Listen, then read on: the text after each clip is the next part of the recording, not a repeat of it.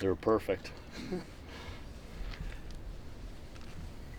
So what did you have meetings today, or what did you do, or is it just a straight day off? No, it's not a straight day off. We had meetings, definitely not a straight day off. A lot of mental work. We had meetings this morning, special teams meeting this morning. We'll meet as a staff in the afternoon. They'll come back. We'll get more meeting time in the evening and a Thursday type of practice, which is a very slowed down, controlled.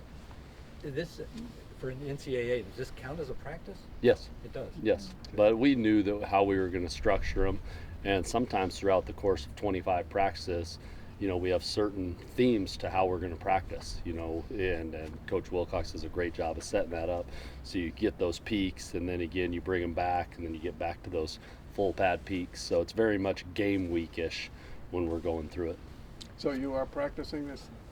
if you want to call it that. Okay. Yeah, it has elements. If you were to watch it, it would look more, walkthrough-ish, but absolutely, it's a lot. It's just as important as any other practice in terms of what we're getting out of it, especially mentally.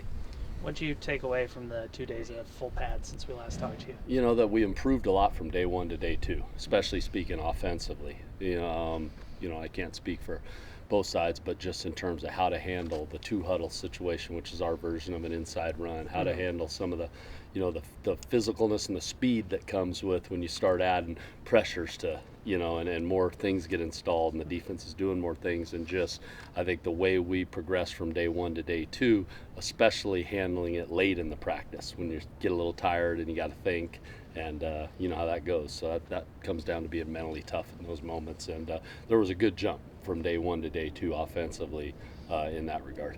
What did you see from the running backs since you got to see them in full pads? Yeah, still weren't live, Yeah. so you still aren't seeing that much different. You're just continuously seeing them do things, and we believe, if it were live situations, so and so would have a chance to go to his toolbox stiff arm, or so and so, I think because of his good shoulders over his numbers and his profile, he might have been able to run through that. So you're continuous to see them do things like it is live in terms of their technique, and it gives us a good idea of just how what can happen when it is live. But there is nothing like finally getting to that point, but it also comes with, there's a give and take with that, so you just have to be smart and how you structure practice, and we'll get some of that at some point, but it's a fine line how much in fall camp.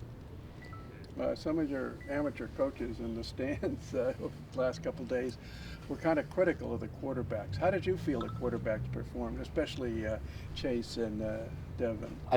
Devon. Yeah, I think they got better from the first day in full pads to the second.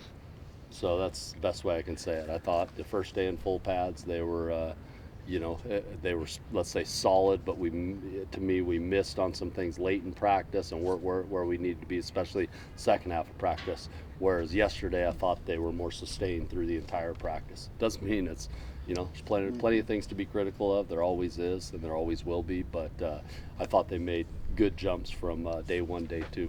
And we'll learn a lot off some of the pressures we were seeing and some of the other things we were seeing. It was the first day we incorporated a lot of the blitz stuff into what we were doing, and so that takes time and teaching off film and being able to again continue to get better, and can't see enough of that stuff.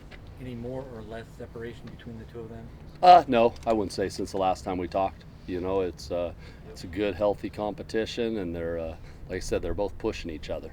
It might be in one period it might start to do, get here, in another period, someone else is pushing. So it's just been fun to see, because I think they're helping to bring out the best in one another.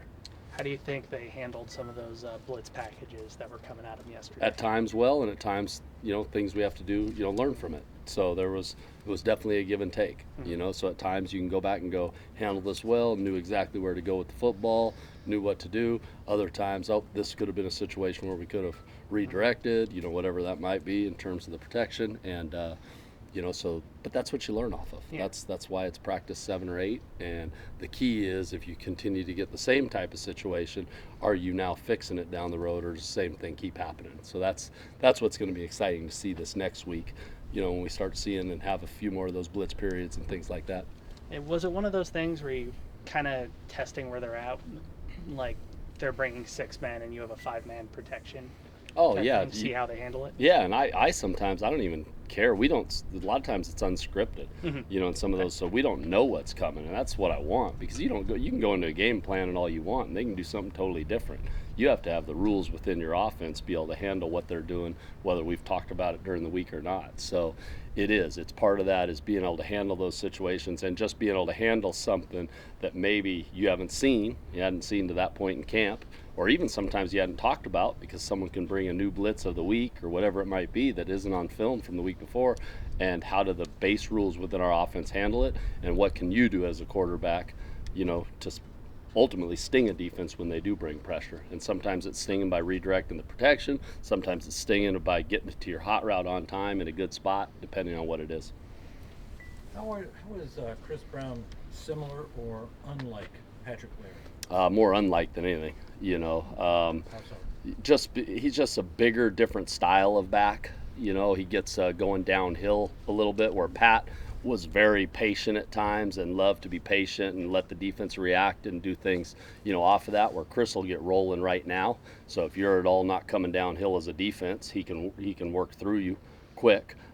Similar in the standpoint, and Chris is closing the gap on this, is some of the things he does out of the backfield. You know, he's starting to catch the ball. You know, he always did in high school, but now he's just starting to understand where to be on certain routes and swing routes and flat routes. And so there are some similarities on his versatility, you know, and obviously there's a difference just in his, you know, overall, you know, what that is to tackle a 230-pound guy, or, you know, what he's carrying right now, you know, and it's not unathletic. So, you know, it's very athletic, So you he know. hits the hole a little quicker than Pat did. Yeah, and it's not that Pat can't. It was just more of the style, you know, and Chris will sometimes just get downhill a little bit more. He doesn't want to read anything. He's going to run through them if the defense is hesitant.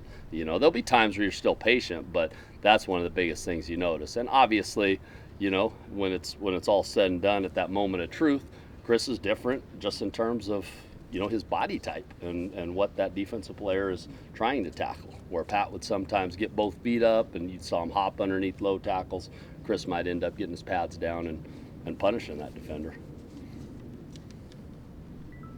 The offensive line, you've had a week with everybody back, as opposed to the spring where you had some guys. Can you see the difference in having the veterans back who were out in the spring? No question.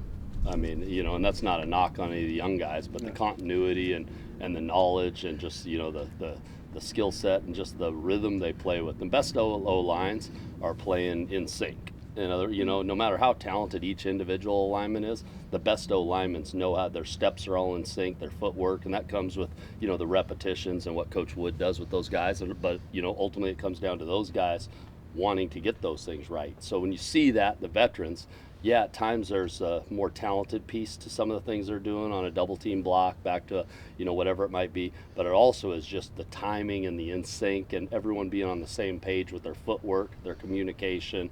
And you see some of the changes in both their size, body movement, strength, and what they did in the off season. So it's exciting. It's exciting to see the young guys, because I know we have some guys in that room that are going to progress. But yeah, it's always nice to get, you know, some of your guys back that maybe weren't in there to spring, really just to develop that continuity up front. Was there any rust that Michael and Val had to shake off, or did they come back? Boom. I mean, I think anybody might have some rust, but a lot of times it's no more rust than anyone out here has, just from being that your last practice was March 22nd or whatever that date was. So yeah, no, I wouldn't say, well, there's added rust with those two. I didn't notice that part different than the other guys. We all have a little bit of that rust, and we just got to keep working through it through fall camp. What do you think of the O linemen and their overalls? Oh, I love them. I do. I think that's a little better when we go shirt underneath, though. It was a little much when we came out, I think. Overalls only. So that's I appreciate that. I appreciate the shirt underneath, Val, is what I'm saying. That's the best look possible. He looks pretty good, doesn't he? Yeah. Yeah. That's good stuff. All right. All good? Thanks, guys. Thank you, Coach. Appreciate it.